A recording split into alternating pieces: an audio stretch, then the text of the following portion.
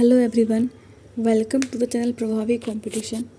आज के इस वीडियो में हम बात करेंगे ज्योग्राफी का नेक्स्ट टॉपिक जो कि है सॉइल एंड वेजिटेशन। तो चलिए स्टार्ट करते हैं। तो हमारा आज जो पहला टॉपिक है वो है soil and it's formation. Soil क्या चीज़ है और इसका फॉर्मेशन कैसे होता है, हम इन सब चीज़ों को पढ़ेंगे। तो इसमें पहला क्वेश्चन है, what is soil made up of. तो सॉइल जो होता है वो किस किस चीज़ से बना होता है, उसका कंपोजिशन क्या होता है। तो वो बना होता है मिनरल से, ह्यूमस से, एयर से एंड वाटर से। उसके बाद है the process of transformation of rock into soil is called. तो जब रॉक से सॉइल का फॉर्मेशन होता है तो उस प्रोसेस को हम क्या बोलते हैं, उस प्रोसेस को बोलते हैं सॉइल फॉर्मेशन। Soil formation. उसके बाद है what are known as soil formers. जो भी चीज़ जो कि सॉइल को फॉर्म करते हैं, जो भी मटेरियल जो कि सॉइल को फॉर्म करते हैं, उसको हम लोग क्या बोलते हैं, उसको बोलते हैं पेरेंट मटेरियल। क्या बोलते हैं, पेरेंट मटेरियल। और ये कैसे फॉर्म होता है, with the help of climatic conditions और ऑर्गेनिजम्स के हेल्प से। उसके बाद है इंसेप्टिसॉल्स, एंटीसॉल्स, वर्टिसॉल्स एंड मॉलिसॉल्स आर ऑर्डर्स ऑफ। तो ये सब क्या है, ये सब सॉइल का ही टाइप है, ठीक है। In which type of soil salt content is so high that common salt obtained by evaporating the saline water in some area। मतलब एक ऐसा सॉइल का टाइप जिसमें क्या होता है, सॉल्ट का जो अमाउंट होता है वो काफ़ी ज़्यादा होता है, और उस एरिया में क्या होता है कि वो सैलिन वाटर को ही एवेपोरेट करके सॉल्ट बना लिया जाता है ना, कॉमन सॉल्ट जो कि हम घरों में यूज़ करते हैं, NaCl है ना, वो वाला सॉल्ट। तो वो होता है एरिड सॉइल। उस सॉइल को क्या बोलते हैं, एरिड सॉइल। चलिए आगे बढ़ते हैं। In which soil forming process organic acids of soluble chelates are formed. तो मतलब कौन से प्रोसेस में क्या होता है कि एक मतलब चिलेट्स फॉर्म होता है। चिलेट्स का मतलब होता है कि एक इस तरह का स्ट्रक्चर है ना, जो चिलेट्स मतलब एक ग्रुप वाला स्ट्रक्चर फॉर्म होता है। तो वो होता है किसमें, पैडजोलाइजेशन में। किस में होता है, ये पैडजोलाइजेशन में होता है। अब देखिए जो सॉइल में जो कंपोनेंट्स कौन कौन से होते हैं, कौन कौन से जो मैटर है प्रेजेंट होते हैं सॉइल में। तो पहला है क्या, मिनरल मैटर, जो कितना होता है 38 से 47%। फिर है ऑर्गेनिक मैटर जो 5 से 12% होता है। फिर है सॉइल एटमॉस्फेयर, सॉइल एटमॉस्फेयर वो है 15 to 35%। फिर है वाटर जो होता है 15 से 35% तक। उसके बाद हम पढ़ेंगे क्या, डिफरेंट प्रोसेस जो क्या करते हैं सॉइल फॉर्मेशन में हेल्प करते हैं। तो इसमें पहला क्वेश्चन है, the process of soil formation is called. तो सॉइल बनने के प्रोसेस को हम लोग क्या बोलते हैं, सॉइल फॉर्मेशन के प्रोसेस को हम लोग बोलते हैं पैडोजेनेसिस। क्या बोलते हैं, पैडोजेनेसिस। उसके बाद है physical movement during soil formation in the downward direction is called. तो जब सॉइल का जो फॉर्मेशन होता है, अगर सॉइल का जो मूवमेंट है अगर वो डाउनवर्ड डायरेक्शन में हो रहा है, उसको हम लोग क्या बोलते हैं, ट्रांसलोकेशन। क्या बोलते हैं, translocation. What is the gravitational movement of water down the soil. मतलब सॉइल के ऊपर से अगर वाटर का अगर मूवमेंट डाउनवर्ड डायरेक्शन में हो रहा है, उसको हम लोग क्या बोलते हैं, लीचिंग। क्या बोलेंगे, leaching. The removal of fine grand particles and movement down the profile is called. मतलब जो बहुत ही फाइनली डिवाइडेड पार्टिकल्स है ना, जो कि एक परफेक्ट पार्टिकल में कन्वर्ट हो चुके हैं, उसका जो मूवमेंट होता है ना डाउनवर्ड डायरेक्शन में, उसको हम क्या बोलते हैं, एलुविएशन। क्या बोलते हैं, eluviation. The accumulation in the lower part of eluviated material is called. जैसे कि अगर एलुविएटेड मटेरियल है ना, उसका जो एक्यूमुलेशन हो रहा है कहाँ पे, लोअर पार्ट में है ना, नीचे जाके कहीं पे अगर जमा हो रहा है, उसको हम लोग क्या बोलेंगे, इलुविएशन। क्या बोलते हैं, illuviation. When evaporations exceed precipitation during the soil formation process leads to. तो जब कभी भी जो एवोपरेशन होता है, मतलब अगर कोई सैलिन वाटर है, ठीक है, तो उसमें क्या हो रहा है कि प्रेसिपिटेशन ज़्यादा हो रहा है, मतलब सॉइल नीचे ज़्यादा बैठ रहा है, लेकिन वाटर का जो एवोपरेशन है वो कम हो रहा है। तो इससे क्या होता है कि उसमें क्या हो जाता है, कैल्सिफिकेशन हो जाता है। क्या होता है, calcification. Extreme evaporation brings the underground salts above the process is called. अब देखिए जैसे कि मतलब क्या होता है कि सैलिन वाटर में क्या होता है कि उसमें वाटर और सॉल्ट मिक्स होता है, ठीक है। तो अगर वाटर का एवोपरेशन बहुत ज़्यादा हो जाएगा तो क्या होगा, सॉल्ट का अमाउंट ज़्यादा हो जाएगा, तो सॉल्ट ऊपर आ जाएगा, ठीक है। तो इस प्रोसेस को क्या बोलते हैं, इसको बोलते हैं सैलिनाइजेशन। क्या बोलते हैं, सैलिनाइजेशन, मतलब उसका सैलिनिटी जो है वो काफ़ी बढ़ जाएगा। What contributes to the organic changes in the soil during soil formation. तो जब सॉइल फॉर्मेशन होता है तो उस सॉइल में ऑर्गेनिक चेंजेस जैसे कि ह्यूमस कम या ज़्यादा, ये क्यों होता है? तो इसका रीज़न है बैक्टीरिया जैसे कि एल्गी, फंजाई, इंसेक्ट या फिर वॉर्म्स, ठीक है। इन which climate does पेडजोलाइजेशन चैल्यूविएशन of soil अकर, मतलब कौन से क्लाइमेटिक कंडीशन में पेडजोलाइजेशन और चैल्यूविएशन होता है? तो ये होता है कूल एंड ह्यूमिड क्लाइमेट में। किसमें? कूल एंड ह्यूमिड क्लाइमेट में। उसके बाद है during podzolization the upper horizons become rich in. तो जब पेडोजोलाइजेशन होता है उस टाइम में जो अपर होराइजन होता है, ठीक है, तो वो क्या होता है, वो सिलिका के अमाउंट में काफ़ी ज़्यादा उसमें सिलिका का अमाउंट होता है, उसमें रिच होता है वो। During podzolization the lower horizons become rich in. तो जब पेडजोलाइजेशन होता है उस टाइम में अपर जो हॉरिजन है वो तो रिच होता है सिलिका में, लेकिन लोअर हॉरिजन जो होता है वो होता है सेस्क्योक्साइड, मतलब जिसमें क्या होता है मेनली आयरन होता है, उसमें रिच होता है कौन सा? लोअर पार्ट, और अपर पार्ट सिलिका में रिच होता है। In what conditions does the process of gleying take place. तो ग्लेइंग किस कंडीशन में होता है? तो जब वाटर लॉक्ड होता है या फिर एनारोबिक कंडीशन होता है उस टाइम में। विच क्लाइमेट इज़ फेवरेबल फॉर डीसिलिकेशन और लेटरलाइजेशन ऑफ सॉइल, मतलब कौन सा क्लाइमेट फेवरेबल है डीसैलिकेशन के लिए या फिर लेटरलाइजेशन ऑफ सॉइल के लिए? तो उसके लिए चाहिए हॉट या फिर वेट और ट्रॉपिकल या फिर इक्वेटोरियल क्लाइमेट, ठीक है। ये सब कंडीशंस में ही डिसैलिनेशन होगा या फिर लेटरलाइजेशन ऑफ सॉइल होगा। What role does parent material play in soil. तो सॉइल में जो पेरेंट मटेरियल होता है वो क्या चीज़, मतलब कौन सा रोल प्ले करता है? वो क्या करता है, कंट्रोल्स टेक्सचर एंड फर्टिलिटी। वो सॉइल के फर्टिलिटी को कंट्रोल करता है और उसका टेक्सचर कैसा, वो कैसा दिखेगा सॉइल, उस पर वो चीज़ भी उसी पे निर्भर करता है। Which is a favourable temperature for bacterial activity and more physical weathering. तो मतलब जब फिजिकल वेदरिंग का मतलब क्या हुआ कि रॉक से कितने स्पीड से पार्टिकल्स टूट कर अलग हो रहे हैं। तो फिजिकल वेदरिंग या फिर बैक्टीरियल एक्टिविटी के लिए कौन सा टेम्परेचर फेवरेबल है? तो उस केस में हमेशा हाई टेम्परेचर क्या होता है, फेवरेबल होता है। Which climate helps in forming thicker and organic layer of soil. तो किस क्लाइमेटिक कंडीशन में क्या होता है कि जो मतलब सॉइल में जो है तो क्या होता है, बहुत थिक लेयर फॉर्म होता है, ठीक है, मतलब organic layer, thick layer form होता है सॉइल में, तो वो होता है लो टेम्परेचर क्लाइमेट में। What is the humus in the soil made up of. तो जो सॉइल में जो ह्यूमस होता है, जिस वजह से क्या होता है, अगर ह्यूमस ज़्यादा होगा तो सॉइल का जो फर्टिलिटी होगा वो भी ज़्यादा होगा। तो ह्यूमस किस चीज़ का बना होता है?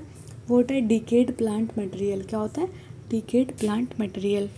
इन which topography thinner soils are formed. तो किस तरीके के लैंड फॉर्म में क्या होता है, थिनर सॉइल फॉर्म होता है, मतलब सॉइल की काफ़ी पतली लेयर होती है, वो होता है ऑन स्टीप स्लोप्स, है ना, जो बहुत तिरछा स्लोप होता है जिसको ढलान बोलते हैं, ठीक है। तो उसमें क्या होता है कि सॉइल का जो लेयर होता है वो काफ़ी थिन होता है।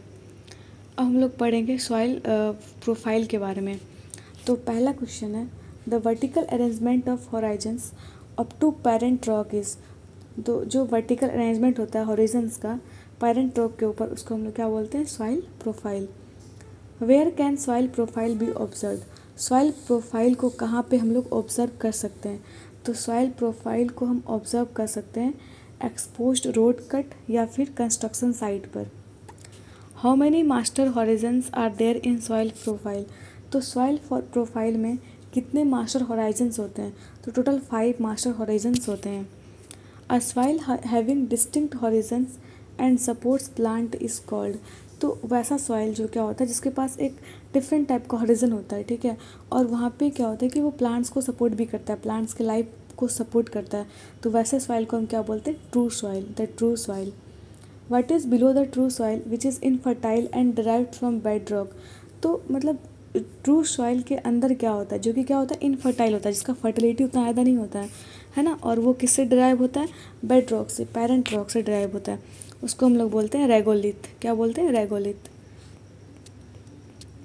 उसके बाद है which letters are use to represent the 5 master horizons. मतलब जो टोटल 5 हॉरिजन्स होते हैं, ठीक है, उसको हम किस लेटर से रिप्रेजेंट करते हैं? तो उसको करते हैं O, A, E, B and C से रिप्रेजेंट, ठीक है।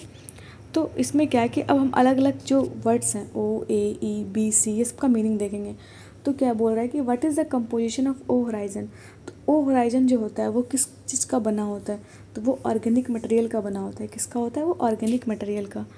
उसके बाद है कि where are O horizons prominently found, मतलब जो डोमिनेंट रूप से जो ओ हॉरिजन है वो कहाँ पे पाया जाता है, वो फॉरेस्टेड एरिया में होता है।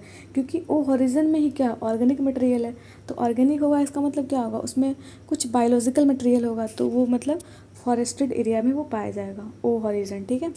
मतलब mainly what does the A horizons consist of. अब ए हॉरिजन जो है वो किस किस चीज़ से बना होता है, वो minerals, Sands, silt and clay का बना होता है। और उसके बाद बोल रहा है where are A horizon mostly found. A horizon जो होता है वो मोस्टली कहाँ पे होता है, वो ग्रासलैंड्स में होता है या फिर एग्रीकल्चरल लैंड्स में होता है। कौन सा ए हॉरिजन, क्योंकि इसमें मेनली क्या होता है, minerals, Sands, silt and clay. उसके बाद बोल रहा है which soil horizon is heavily leached. तो कौन से सॉइल हॉरिजन में क्या होता है, लीचिंग सबसे ज़्यादा होता है, तो वो ई हॉरिजन में क्या होता है, लीचिंग सबसे ज़्यादा होता है। What is the position of the E horizon. तो ई हॉरिजन का पोजीशन होता है वो कहाँ पे होता है, वो बिनीथ द ओरिजिन, मतलब ओ हॉरिजन के जस्ट नीचे क्या होता है, ई वाला हॉरिजन होता है। Which horizon is known as the site of deposition of minerals from leaching. तो जब लीचिंग होता है ना सॉइल का, तो उस टाइम में क्या होता है कि जो भी मिनरल्स हैं वो डिपॉजिट हो जाते हैं। तो वो जो मिनरल्स जो गिर के डिपॉजिट होंगे वो किस हॉरिजन में होंगे, वो होंगे बी हॉरिजन में। किस में, बी हॉरिजन में।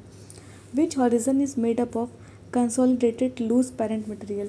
तो कौन सा जो हॉरिजन है जो कि एक कंसोलिडेटेड लूज पेरेंट मटेरियल से बना होता है, मतलब ये उसको कह सकते हैं कि ये फर्स्ट लेयर होता होगा, ठीक है। तो उसको हम लोग क्या बोलते हैं, C horizon. C horizon in a soil profile consist of. तो सी हॉरिजन जो होता है वो क्या होता है, सॉइल प्रोफाइल में एक पेरेंट मटेरियल होता है, क्योंकि वो तो पेरेंट मटेरियल का ही ग्रुप है, कंपोजिट फॉर्म है, कंसोलिडेटेड फॉर्म है, ठीक है। Which horizons are known as surface horizon. तो किस हॉरिजन को हम सरफेस हॉरिजन के नाम से जानते हैं, ओ को और ए हॉरिजन को, ठीक है। Which soil horizons are known as the subsurface horizon. किस सॉइल हॉरिजन को हम सब सरफेस हॉरिजन बोलते हैं, वह E horizon, B horizon and C horizon, ठीक है। सरफेस हॉरिजन कौन कौन सा होगा, ओ एंड ए, और सॉइल ये क्या कहते हैं, सब सरफेस हॉरिजन जो होगा वो कौन कौन सा होगा, E, B and C, E, B, C और वो ओ, ए, ठीक है। अब हम सॉइल का क्लासिफिकेशन देखेंगे, ठीक है। तो पहला है कि zonal classification of soil has been done by home. तो सॉइल का जो जोनल क्लासिफिकेशन है वो किसके द्वारा किया गया था, वो किया गया था CF मार्बट के द्वारा, CF मार्बट के द्वारा। और ये एक टेबल है, ठीक है, इसमें बताया गया है कि सॉइल को हम कैसे क्लासीफाई करेंगे। तो ये वो कैसा क्लासिफिकेशन है, जोनल क्लासिफिकेशन। तो पहला है कि जोनल सॉइल्स पहले हैं और दूसरा है इंट्रा जोनल सॉइल्स, ठीक। तो जोनल सॉइल्स में ही दो पार्ट है, वो है pedalfers and pedocal soils. अब पैडल फर्स में कौन कौन सा है, grey podzol, red podzol, red yellow podzol, grey brown podzol और लेटराइट सॉइल। ये सॉइल के सारे टाइप्स हैं, ठीक है। फिर पेडोकॉल सॉइल में कौन कौन सा आएगा, प्रेरियरी सॉइल, सीरोजेम सॉइल, चेरोनजेम सॉइल, है ना, रेड डेजर्ट सॉइल और टुंड्रा सॉइल। उसके बाद हम पढ़ेंगे इंट्राजोनल सॉइल में, उसमें आएगा हाइड्रोमॉर्फिक, हेलोमॉर्फिक और कैल्सीमॉर्फिक सॉइल, ठीक है।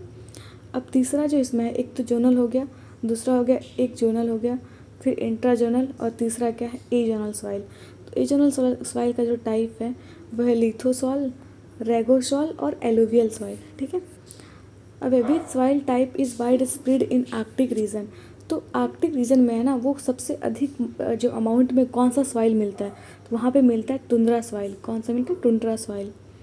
What causes the chemical altercation of rock in tundra soil.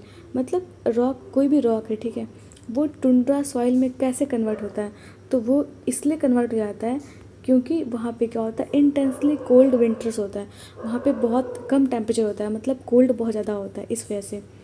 What causes the poor development of soil profiles in tundra soil. और इसमें क्या है कि जो टुंड्रा सॉइल होता है वो उतना फर्टाइल नहीं होता है। इसका रीज़न क्या है कि वहाँ पे लीचिंग बहुत कम होता है, ठीक है, लीचिंग नहीं होता है वहाँ पे। Where are the grey brown podzolic soil found in majorly. तो जो ये ग्रे ब्राउन पेडजोलिक सॉइल जो है वो कहाँ पे पाया जाता है? वो पाया जाता है ह्यूमिड क्लाइमेटिक रीजन में। कहाँ पे? ह्यूमिड क्लाइमेट रीजन में। What makes grey brown podzolic soil different from podzol soil? तो ये जो ग्रे ब्राउन पैडजोलिक सॉइल है ये कैसे डिफरेंट है? किससे? पैडजोल सॉइल से। तो जो ग्रे ब्राउन पैडजोलिक सॉइल है ये कम एसिडिक होता है, इट इज़ लेस एसिडिक, इस वजह से। विच soil has a thin layer with partially decomposed organic matter? तो मटेरियल, तो इसमें क्या है कि कौन सा ऐसा सॉइल है जिसमें क्या होता है कि एक बहुत ही पतला सा लेयर होता है किसका? और थिक मतलब डिकम्पोज्ड ऑर्गेनिक मटेरियल का, तो वो है पैडजोल सॉइल। कौन सा सॉइल है वो? Podzol soil. चलिए आगे बढ़ते हैं। Podzol soils are sometimes cemented into a stony material which is known as. तो पैडजोल सॉइल को हम क्या करते हैं, कभी कभी स्टोनी मटेरियल के साथ यूज़ कर लेते हैं, उसको हम लोग क्या बोलते हैं? Hard pan. क्या बोलेंगे? Hard pan. The redecomposition of ferrous and aluminium hydroxide in podzol soil lead to. अगर हम लोग फेरस या एल्यूमिनियम हाइड्रोक्साइड को पैडजोल सॉइल में क्या कर रहे हैं? डिकम्पोज कर दें, मतलब उसको साथ में मिक्स कर दे, तो उस पर क्या होगा कि हार्ड पेन फॉर्मेशन हो जाएगा। क्या हो जाएगा? एक हार्ड पेन सरफेस का फॉर्मेशन हो जाएगा। ठीक है। फिर बोल रहा है prairie soils lack in the calcium carbonate which make it different from which soil. देखिए इसमें भी एक क्वेश्चन आ गया कि पेयरी सॉइल जो होता है वो किस में लैक करता है? उसमें कैल्शियम कार्बोनेट का जो अमाउंट होता है वो कम होता है। ठीक है। इसी वजह से क्या होता है, ये डिफरेंट होता है किस सॉइल से? चैडनोजेन सॉइल से, है ना, चैडनोजेन सॉइल से। Chernozem soil are also known as. और चैडनोजियम सॉइल को और हम लोग किस नाम से जानते हैं? उसको हम लोग बोलते हैं ब्लैक अर्थ। क्या बोलते हैं? ब्लैक अर्थ। ये बीपीएससी में पूछा भी गया है। फिर बोल रहा है इन which climate चैडनोजेम soils are formed. कौन से क्लाइमेट में चैडनोजेम सॉइल्स फॉर्म होगा? ठीक है, फाउंड होगा, मतलब कहाँ पे मिलेगा ये? वो कहाँ पे, किस क्लाइमेट में? सेमी एरिड क्लाइमेट में मिलेगा। In which climate region yellow and red soils are found in abundance. मतलब कौन से क्लाइमेटिक रीजन में क्या होता है कि येलो, रेड, है ना, ये सब सॉइल काफ़ी अधिक अमाउंट में होता है। तो ये कहाँ पे अधिक अमाउंट में होता है? ट्रॉपिकल क्लाइमेट रीजन में। कहाँ पे? ट्रॉपिकल क्लाइमेट रीजन में। उसके बाद है what are some features of yellow and red soils. तो येलो या फिर रेड सॉइल्स का क्या एक कुछ डिस्टिंक्ट फीचर है? वो क्या है कि डीपली वेदर्ड होता है, मतलब ये काफ़ी अधिक फिजिकल वेदरिंग की वजह से बनता है। और इसमें ये क्या होता है? लैक करता है किसमें? डिस्टिंक्ट हॉराइजन में ये लैक करता है। ठीक है, मतलब इसमें डिफरेंट वैराइटीज़ ऑफ हॉरिजन्स नहीं होते हैं। Which is the most distinctive soil horizon in yellow and red soil. तो सबसे ज़्यादा डिस्टिंक्टिव जो सॉइल हॉरिजन है येलो एंड रेड सॉइल में वो कौन सा होता है? The dark A horizon. The dark A horizon. Why are chestnut and brown soils lighter in colour. तो चेस्टनट या फिर ब्राउन सॉइल जो होता है वो कलर में लाइट क्यों होता है? वो उसका कलर उतना डीप नहीं होता है, वो लाइट कलर का होता है। इसका रीज़न ये है कि उसमें ह्यूमिडिटी, जो ह्यूमस का जो अमाउंट होता है वो बहुत कम होता है। मतलब ये होगा कि जितना अधिक ह्यूमस का अमाउंट होगा उस सॉइल का कलर उतना ही अधिक क्या होगा? डार्क होगा।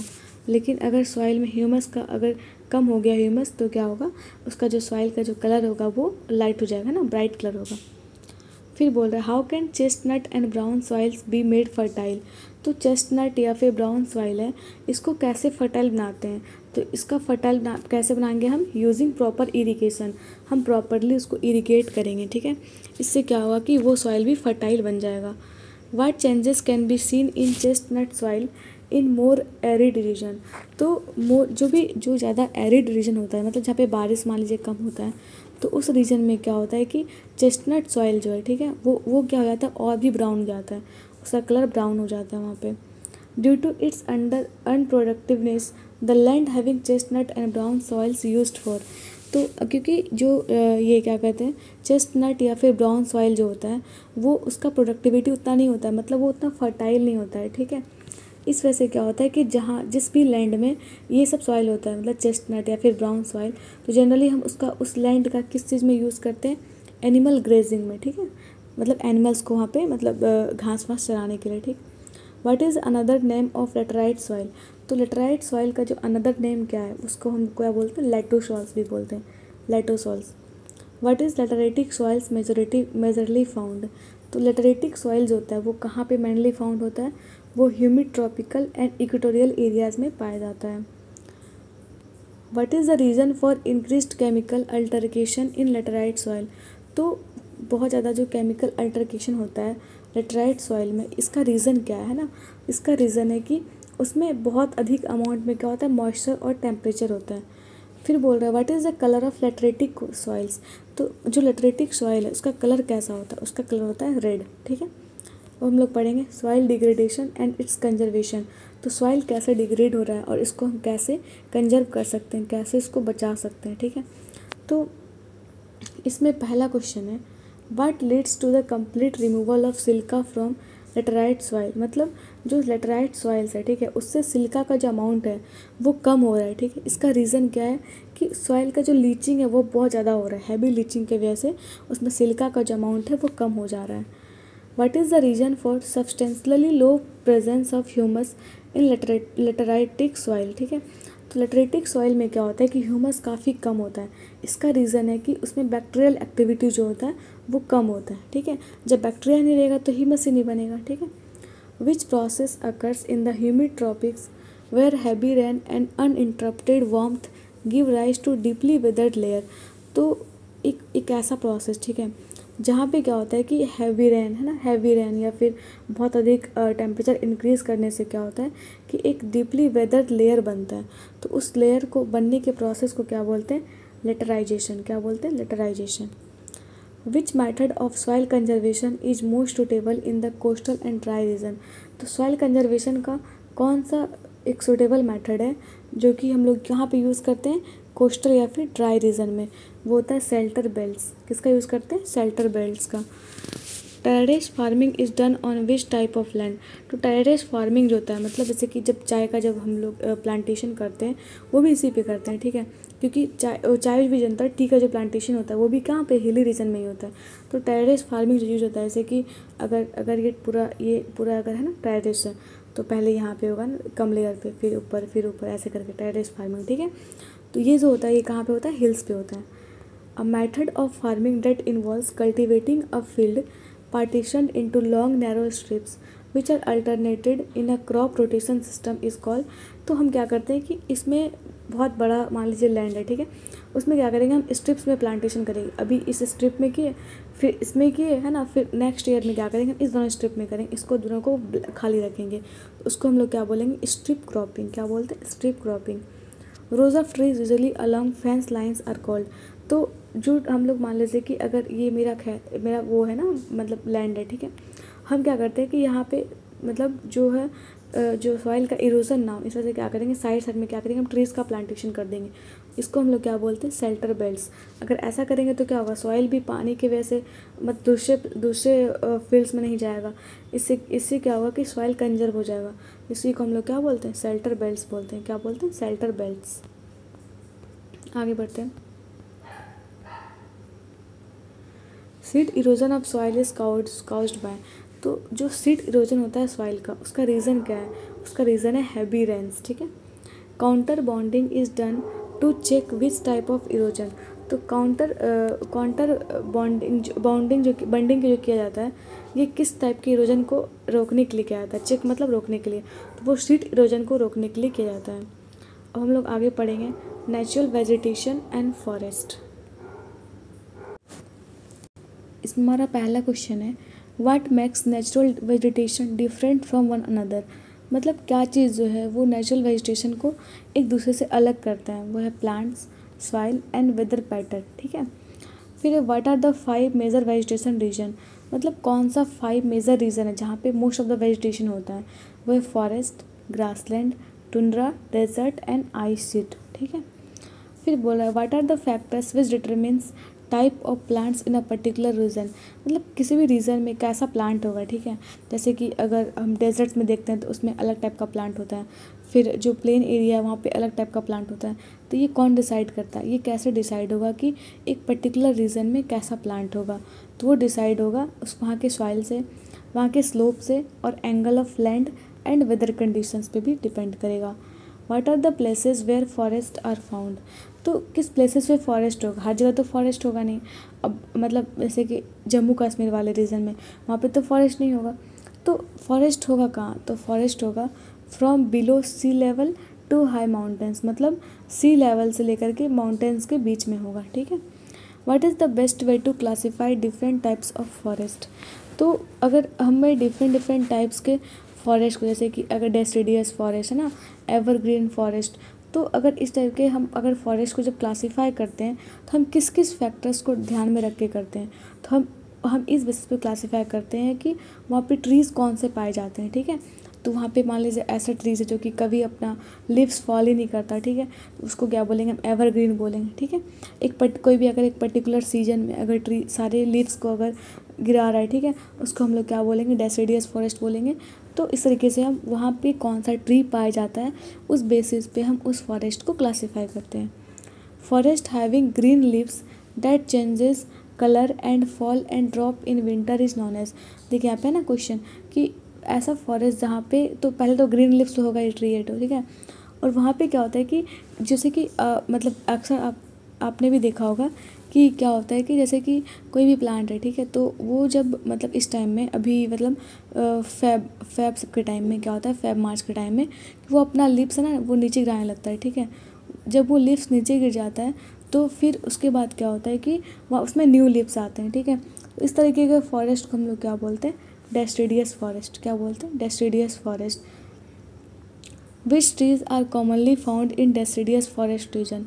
तो डेसिडियस फॉरेस्ट रीजन में मेनली कौन सा ट्री पाया जाता है, तो वहाँ पे पाया जाता है ओक या मैपल ट्री, ओक या maple. Watt makes evergreen forest different from other forest. तो एवरग्रीन जो फॉरेस्ट है वो बाकी फॉरेस्ट से कैसे डिफरेंट है कि क्योंकि हम इसको क्लासीफाई किए हैं ट्रीज़ के बेसिस पे, तो एवरग्रीन फॉरेस्ट में कैसे ट्री होगा, एवरग्रीन ट्रीज, ठीक है। इस वजह से क्या होगा, ये दूसरे फॉरेस्ट से डिफरेंट होगा। What are the features of trees in a tropical rain forest. तो ट्रॉपिकल रेन फॉरेस्ट में जो भी ट्रीज़ होंगे उसके पास क्या डिस्टिंक्टिव फीचर्स होगा जो बाकी जगह की ट्रीज़ में नहीं होगा। तो उसमें क्या होगा कि वहाँ पे broad leaved have wide flat lips. तो वहाँ के जो ट्रीज़ होंगे उसके पास क्या होगा, ब्रॉड लिप्स होगा, काफ़ी बड़े बड़े पत्ते होंगे, ठीक है, और उसका जो लिप होगा वो फ्लैट होगा पूरा, है। What is the best example of tropical rain forest. Tropical rain forest का जो बेस्ट एग्जाम्पल है वो कौन सा है, तो है ब्राज़ील का अमेज़न बेसिन रेन फॉरेस्ट, ठीक। Where can we find evergreen rain forest. तो एवरग्रीन रेन फॉरेस्ट कहाँ पे होगा, जहाँ पे हमेशा बारिश होगा, ठीक है, और वहाँ पे एवरग्रीन ट्रीज़ भी होंगे। तो वो कहाँ पे पाया जाएगा, हमेशा बारिश कहाँ पे होता है, इक्वेटर पे होता है ना, अब काफ़ी अमाउंट में बारिश होता है। तो वो ट्रीज़ कहाँ पे होंगे, नियर द इक्वेटर। वो फॉरेस्ट भी कहाँ होंगे, नियर द इक्वेटर। अब हम लोग पढ़ेंगे जो वर्ल्ड के टॉप 10 फॉरेस्ट एरिया है, ठीक है, और ये बहुत ही लेटेस्ट डाटा है। तो चलिए स्टार्ट करते हैं। इसमें पहला एक कंट्री का नाम दिया गया है, उसके बाद फॉरेस्ट है, फिर उसका percentage of countries total geographical area, ठीक। तो पहला इसमें रसिया है ना, रसिया में जो फॉरेस्ट है ये 1000 हेक्टेयर्स में है। तो इसमें है मतलब 8,14,931, ठीक है, और ये कितना है रसिया का, 48%। फिर ब्राज़ील में है 4,93,538, और ये कितना है टोटल एरिया का, 58%। फिर एक कनाडा में जो है 3,47,069, और ये पूरे एरिया का 35% है। फिर यूएसए में, तो यूएसए में जो है वो है 3,10,095, वो 32% है टोटल एरिया का। फिर चाइना में है 2,08,321, मतलब 1000 हेक्टेयर्स में, और ये 22% है पूरे एरिया का। Democratic Republic of Congo, Congo में कितना लैंड है, मतलब फॉरेस्ट है 1,52,578, ठीक है, और ये कितना टोटल मतलब टोटल ये एरिया का वो 65% है। फिर ऑस्ट्रेलिया में है 1,24,751, ये टोटल एरिया का 16% है। फिर इंडोनेशिया में 91,000 है हेक्टेयर 10, उसके बाद है कि ये 50% है पूरे एरिया का। पेरू में है 73,913, और ये कितना टोटल एरिया का 58% है। फिर इंडिया में है कि 86,953, जो कि पूरे एरिया का 24.62% है, ये बहुत कम है, ठीक है। ये इंटरनेशनल जो एक लेवल है 33% के आसपास, उससे ये बहुत कम है, ठीक है। तो चलिए आगे बढ़ते हैं।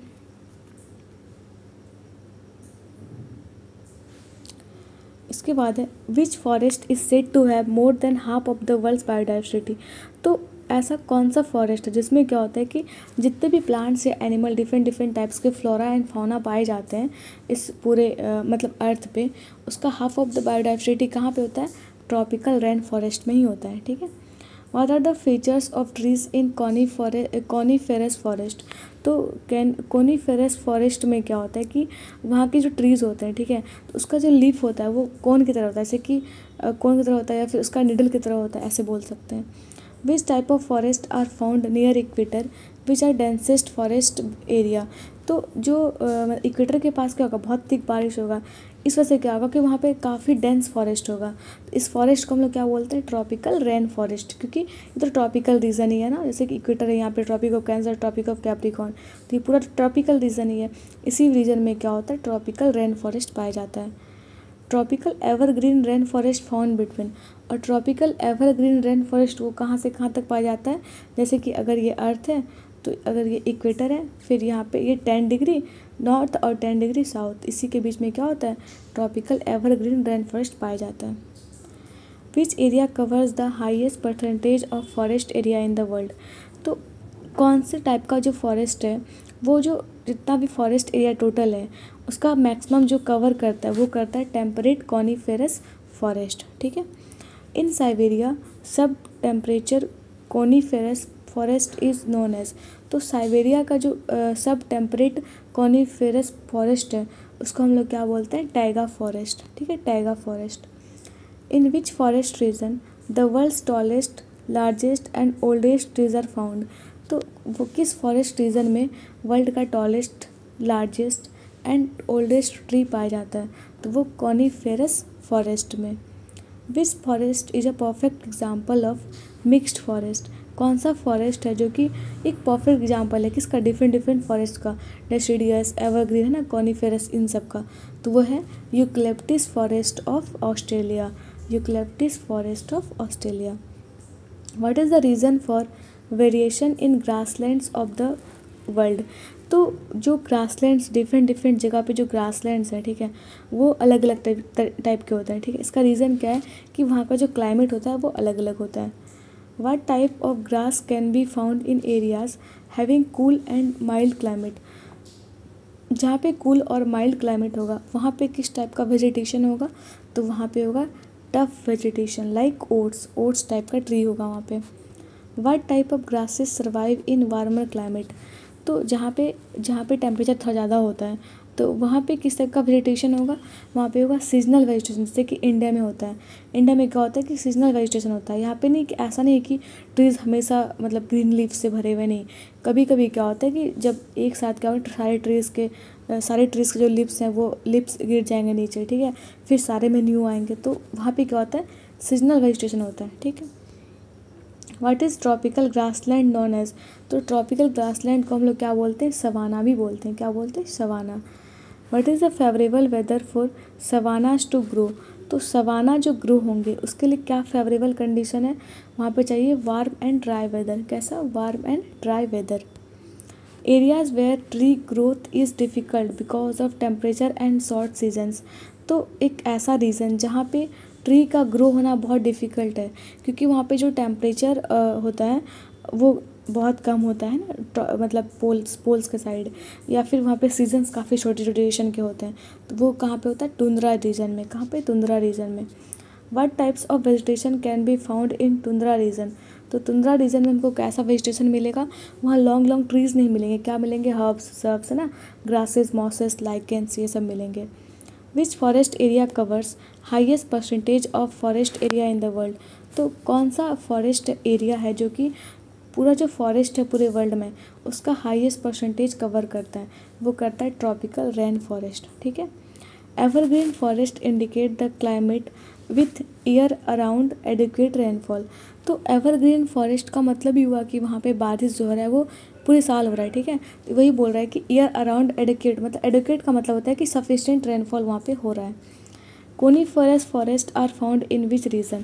तो कोनीफेरस जो फॉरेस्ट होगा वो कहाँ पे पाया जाएगा, वो पाया जाएगा टेम्परेट फॉरेस्ट रीजन में, टेम्परेट फॉरेस्ट रीजन में। What does taiga means in Russian language. तो टैगा का क्या मतलब है रशियन लैंग्वेज में, इस वर्ड का मतलब है प्योर और अनटच्ड। क्या है, प्योर और अनटच्ड। चलिए आगे बढ़ते हैं। Taiga forest is found in which country with large area. तो टैगा फॉरेस्ट जो होता है वो मतलब मोस्ट ऑफ द जो एरिया है इसका कहाँ पे है, ये रशिया में पाया जाता है। कहाँ पे, रशिया में। विच type of forest majorly comprises of lichens and mosses. कौन सा टाइप का फॉरेस्ट जिसमें क्या होता है, जनरली लाइकेंस होता है या फिर मॉसेस होता है, तो वह है टुंड्रा वेजिटेशन में। कहाँ पे, टुंड्रा वेजिटेशन में। What are the two types of tundra. तो टुंड्रा के दो टाइप्स कौन कौन से हैं, एक तो अल्पाइन टुंड्रा है, दूसरा क्या है, arctic tundra. Where does alpine tundra occurs. तो अल्पाइन टुंड्रा कहाँ पे होता है, in cold snowy and windy region में। कहाँ पे, कोल्ड रीजन में, स्नोई रीजन में या फिर विंडी रीजन में। Where does arctic tundra occur. Arctic tundra कहाँ पे होता है, ये होता है फार नदर्न हेमिस्फीयर में। ठीक है, ये जो अगर ये अर्थ है तो ये नदर्न हेमिस्फीयर में क्या होता है, आर्कटिक टुंड्रा फॉर्म होता है इस जगह है ना, आर्कटिक सर्कल के पास। In which countries Arctic tundra majorly occurs. तो किस कंट्री में क्या होता है, आर्कटिक टुंड्रा मतलब मेनली होता है, वो है रशिया और कनाडा में, रशिया और कनाडा में। Which mammals thrive in the Arctic tundra areas. तो कौन से ऐसे मैमल्स हैं जो कि पाए जाते हैं कहाँ पे, आर्कटिक टुंड्रा एरियाज में, वह है caribous and polar bears, caribous and polar bears. अब हम पढ़ेंगे ग्रासलैंड्स के बारे में। पहला क्वेश्चन है, grasslands where there are seasonal variations in temperature are known as. तो वो ग्रासलैंड जहाँ पे क्या होता है, सीजन टू सीजन क्या होता है, ग्रासलैंड्स में वेरिएशन आता है, उसको हम लोग क्या बोलते हैं, टेम्परेट ग्रासलैंड। क्या बोलते हैं, temperate grassland. In which country of south America the Pampas grassland situated. तो पम्पास ग्रासलैंड कहाँ पे पाया जाता है, साउथ अमेरिका के कौन से कंट्री में, वो पाया जाता है अर्जेंटीना में। Campos and llanos tropical savanna grasslands are generally found in. तो कॉम्पोस और लानोस जो मतलब ग्रासलैंड्स हैं ये पाया जाता है कहाँ पे, साउथ अमेरिका में। Which is the only continent where grasslands are not found. ऐसा एक सिंगल कंटिनेंट जहाँ पे कोई भी ग्रासलैंड नहीं है, वो है कौन सा, Antarctica, Antarctica. Which natural region is known as the land of big games. तो कौन सा जो नेचुरल रीजन है उसको हम लोग बोलते हैं लैंड ऑफ बिग गेम्स, वह है tropical savanna region, tropical savanna region. The temperate grasslands of Eurasia are known as.